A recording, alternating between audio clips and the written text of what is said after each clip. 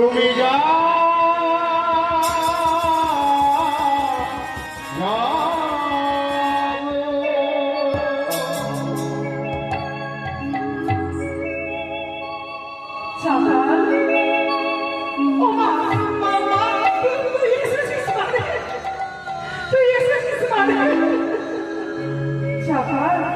কি হয়েছে বাবা? এমন ব্যাকুল হয়ে ডাকলে আমি কি না এসে থাকতে পারি? কি হয়েছে? ও মা, ও মা, দেখ দেখ দেখ দেখ দেখ আমার আমার কি হয়েছে? এই হাতে করে বল মা, কত কত তোকে পুজো করেছি বল, কত কত চরণে আমি জবা জবা নিবেদন করেছি বল মা, কি হাতে করে। ও বাবা, তোর যে পরিশ্রম অপরাধ হয়েছে, আর এই অপরাধের যে কোনো ক্ষমা নাই রে বাবা। তুই তো সবকিছু করলে আমার কাছে অনুমতি নিয়ে যাস বল। তুই তো আমাকে কোনোদিন বললি না যে তুই বৈষ্ণব চরণে অপরাধ করবি। আমি তোকে বলেছিলাম বাবা, তুই আমার সেবা করলে তুই বৈষ্ণবের শিখা কেটে দিবি, বৈষ্ণবের তিলক মুছে দিবি, বৈষ্ণবের কণ্ঠে তুলসী মালা ছিঁড়ে দিবি। এত অন্যায় হরিভক্তকে এত কষ্ট দিতে নাই না বাবা, এত কষ্ট দিতে না।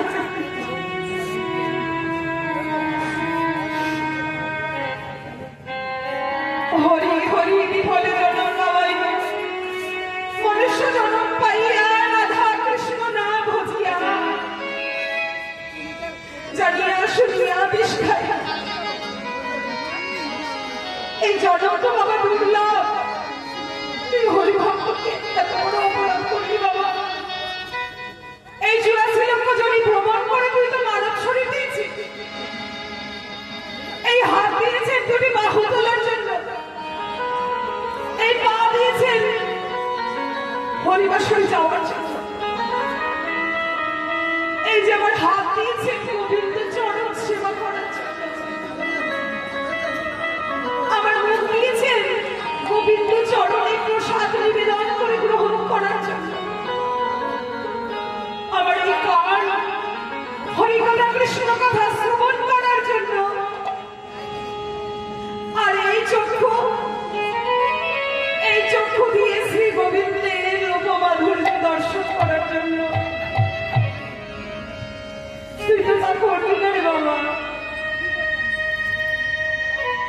তুই বল বাবা, এই দুর্লভ মানব শরীরকে তুই কি কাজে লাগিয়েছিস বল। আমি তো মা, আমি মা হয়ে কোনোদিন চাইব বৈষ্ণব অপরাধ করবি। শিব ঠাকুর যে হলেন আমার স্বামী, আর এই ত্রিলোকের মধ্যে সব থেকে পরম বৈষ্ণব হলেন ভোলানাথ। ভোলানাথ হলেন সব থেকে বড় বৈষ্ণব। তুই আমার স্বামীকে যে অপমান করলি, আমাকে তো একটিবার অনুমোদন। ও মা, মারে আমার যে বড় ভুল হয়েছে মা,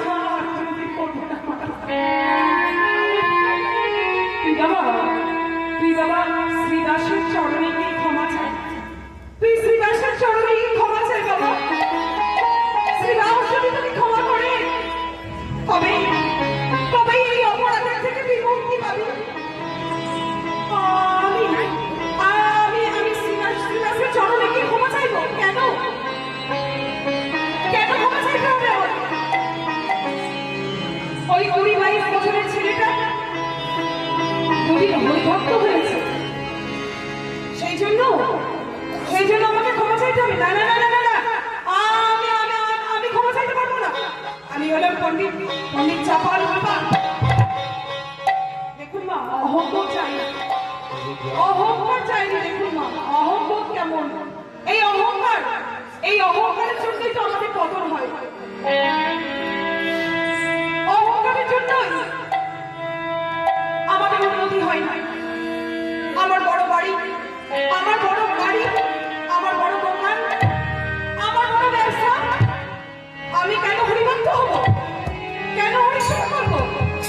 আমি এই জন্মে অর্থ পেয়ে অর্থ নিয়ে আমি সুখ শান্তিতে আমি আমাদের এই যে অহম্বোধ বাবা আমরা নিজের মধ্যে থেকে আমরা সরাতে পারি না। অহংকারই আমাদের পতনের কারণ।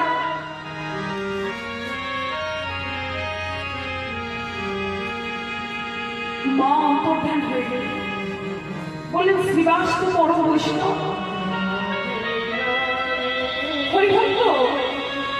হরিভক্ত কি অতি সহজে হয় মা?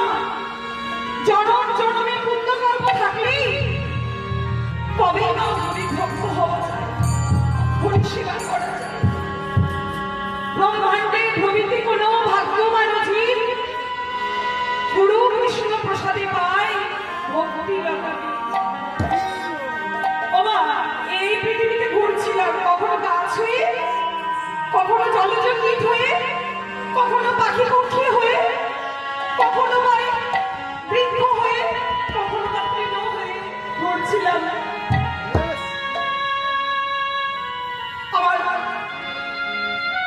আমার এই দুর্লভ জনম যখন 84 লক্ষ জনে ভ্রমণ করে যখন আমি মনুষ্য জন্ম পেলাম, কোন এক ভাগ্যবান গুরুদেব আমাকে এই অন্ধকারময় জীবন থেকে আমাকে আলোর পথ দেখালেন কৃষ্ণ ভক্তি দিয়ে। দু শব্দে অন্ধকার আর দু শব্দে উজ্জ্বল। এই অন্ধকারময় জীবন থেকে উজ্জ্বল জীবনের পথ, আলোময় জীবনের পথ, কৃষ্ণময় জীবনের পথ আমাদের গুরুদেব আমাদের দেখান। তাই বা গুরুচরণ আশ্রয় করতে হয়, কৃষ্ণ ভজতে হয় না। তার চাপালের এই জ্ঞান ছিল না মা কৃষ্ণ ভজনা করা। কিন্তু চাপা তো নিজের মধ্যে অসুরকে জাগিয়ে রেখেছিল। চাপা তো কখনো নিজের মধ্যে সুরকে তো জাগায় না, অসুরকে জাগিয়ে রাখে। মা অন্তর্ধান হয়ে গেলেন, গৃহ মধ্যে পড়ে থাকে, আর ওই মাটির সরাই করি নিস্তারিণী খাবার দেন আর নারকেলের মালাই করে জল দেন। এইভাবে দিন কেটে যায়। দেখতে দেখতে আস্তে আস্তে শরীর শিথিল হয়ে যাচ্ছে। চাপলের আর শরীরে ক্ষমতা নাই আগের মতো নিস্তারিণী বলে ডাকার। একদিন কোনো সারা শব্দ না পেয়ে নিস্তারিণী খাবার নিয়ে চাপালে বসে আসছে। বলি কই গো শুনছো? বলি কই গো শুনছো? ও মানে কি এই যে সারা দেয় না কেন? তবে কি মারা গেল নাকি? যাক বাবা আমি বাঁচলাম। এই মানুষটার জন্য আমি পাড়ায় পাড়ায় ঘুরে ঘুরে সমালোচনা করতে পারি না। সদা সর্বদাই এদের সেবা করতে হয় আমাকে।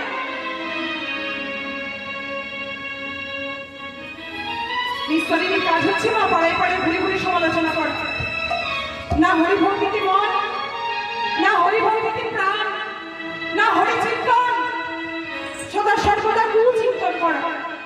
সুচিন্তন করা ছিল না তার মনে কখনো সুচিন্তনের বাসনা ছিল না। সদা সর্বদা কু গাইত তার মনের মধ্যে।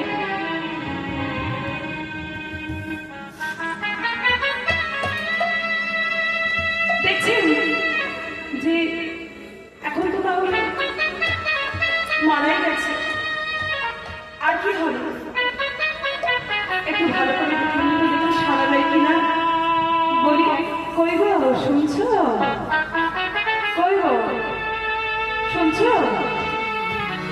কি এই যে দেখছি ধাতু চলছে না যে। ও তবে বুঝি মরেই গেছে একেবারে। তাহলে আমি একটু না একটু মরা কান্না কেঁদে দিই। কেননা না কাঁদলে তো বলবে পাড়াপড়শিগণ যে দেখো স্বামী এরকম অসুস্থ হয়ে মারা গেল আর একটু চোখে জল না। এ কি এমন ধর্মপত্নী? ও মা ধর্মপত্নী কাকে বলে? যে পত্নী নিজের স্বামীকে ধর্মপথে চালিত করেন, তিনি হলেন ধর্মপত্নী। স্ত্রী ওই স্ত্রী না যে স্ত্রী স্বামীকে কৃষ্ণ চিন্তন করে শেখান না।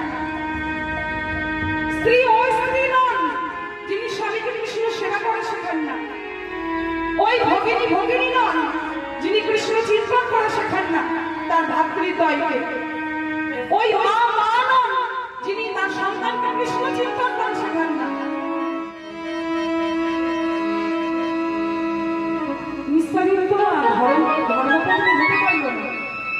ধর্মপথে তো চালিত করতেই পারলো না, তাই একটু মনে কর না কেঁদে দিচ্ছে, বলি ওগো তুমি কোথায় গেলে গো, আমাকে ছেড়ে তুমি কোথায় গেলে গো, তুমি চলে এসো, আমি যে তোমাকে ছাড়া বাঁচবো না, আমি যে তোমাকে ছাড়া বাঁচবো না। একজন প্রতিবেশী দেখো বেঁচে থাকতে তো কোনোদিন সেবা করলো না ভালো করে, গোয়াল ঘরে রেখে দিল, আর এখন কান্না দেখো। ওদিনই দেখো না ওরা মরণকালে একটু ছানা খেতে চেয়েছিল, আমি ছানা করে দিয়ে আসলাম আরো মারা গেল।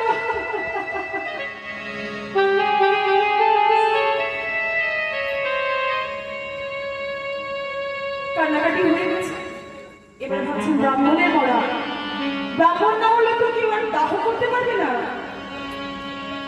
তাই নিস্তারিত চলেছেন সামনে ব্রাহ্মণ পাড়া। ব্রাহ্মণ পাড়ে গিয়ে দেখেন কিছু ব্রাহ্মণগণ দাওয়ায় বসে তাস খেলছেন। ব্রাহ্মণগণকে কি বলেন, কাকা বাবু, ও কাকা বাবু আগে বলো, আমার আমার স্বামীতে দেহ রেখেছেন কাকা বাবু। এই তুমি তুমি না চাপার বাবার স্ত্রী, যাও যাও যাও যাও, ওই ওই মরাকে ছুলে না, ওই মরাকে ছুলে আমাদের দিয়ে সুস্থ হয়ে যাবে, আমরা আমরা ছুতে পারবো না ওকে, তুমি তুমি তুমি অন্যত্র যাও, তুমি অন্যত্র যাও। সেই মনে একটি ডোম পাড়া, নিস্তারিত ডোম পাড়ায় যাচ্ছে, দূরে বসে আছেন রামুয়া আর কালুয়া। রামুয়া বলছেন, এই বলি ব্রাহ্মণী এদিকে কি জন্য আসছে রে, আমাদের ডোম পাড়ায় কি কাজ ব্রাহ্মণী, ব্রাহ্মণী তো এইরকম করে শাড়ি তুলে দিয়ে হাঁটি আমাদের বউদেরকে দেখলি, এখন কি জন্য আসছে?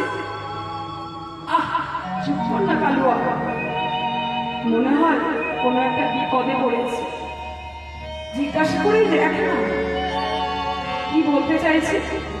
বলি ও রামুয়া, ও কালুয়া, ও বাবা এদিকে আয় বাবা, তোদের বাবা ঠাকুর যে দেহ রেখেছে যে তোদেরকে দাহ করতে হবে, তোদেরকে দাহ করতে হবে। আচ্ছা মা ঠিক আছে মা, চলো চলো চলো। বাড়িতে এসে প্রবেশ করে দেখি, ও মা কোথায় আমাদের বাবা ঠাকুর, ওই দেখো ওই দেখো ওই গোয়াল ঘরে, ওই গোয়াল ঘরে। এ কালুয়া দেখ না, এরা ধনী লোক তো, ধনী লোকে দেখ, ধনী লোকেদের স্বামী দেখ কি অবস্থা, গোয়াল ঘরে মারা গেছে, আর আমরা গরিব তো, তাই আমরা স্ত্রীর কোলে মাথা রেখে বলি, দেখ ধনী লোকেদের স্বামী কি অবস্থা। চুপ কর না, যে কাজটা করতে আমরা এসেছি ওই কাজটা আমরা করে যাই ভালো ভালো। অমনি মৃতদেহের কাছে গিয়ে দেখে, ইস এই যে গন্ধ ছাড়ছে গো মা ঠাকুর, এ মরাকে দাহ করা যাবে না, আপনার ওই বালা জোড়াটা দিন না, ওই বালা জোড়াটা দিলে না তাহলেই দাহ করা হয়ে যাবে। ও বালা জোড়াটা নিবি, নিস্তারিণী ভাবছেন সর্বনেশে গেল তো গেল, আমার সোনার বালা জোড়াটাও নিয়ে গেল, নে বাবা নিয়ে নে। ও মা এই যে দুর্গন্ধ ছড়াচ্ছে গো মা, দেহটা একদম দলা পাল্টে গেছে, কি করে শ্মশানে নিয়ে যাবো গো মা, তোমার ওই সোনার চেনটা দাও না, ওই সোনার চেনটা দিলেই না দাহ করা হয়ে যাবে। ও চেনটা নিবি, এই যে নে বাবা নে, এবার তো পারবি বাবা দাহ করতে। হ্যাঁ খুব পারবো। অমনি মরাটিকে দলা পাখি বেঁধেছে একটি কাপড়ের মধ্যে, কোনোদিন হরি বলে না, চাপাল গোপাল কোনোদিন হরি বলে নাই, হরি সেবা করে নাই, তো পিছনে তো হরি বলার জন্য কেউ না। আমি যদি চিরকাল মা হরি চিন্তন না করি, হরি কথা না বলি, কৃষ্ণ কথা না বলি, আমার মৃত্যুকালে মা কেউ বলবে? কোনোদিন হরি বলে নাই, পিছনে কেউ নাই। রামুয়া একদিকে, একদিকে কালুয়া। রামুয়া বলছে বলো হরি, কালুয়া বলো হরি, বলো হরি, বলো হরি, বলো হরি বলতে বলতে দুইজন নিয়ে যাচ্ছে। আর এদিকে হরি বলতে অন্য কেউ না। দেখেন মা, আমরা যদি হরি বল না বলি, আমাদের অন্তিমকালে দেখেন কি অবস্থা। অন্তিমকালে কেউ মা হরি বলতে আর থাকবে না।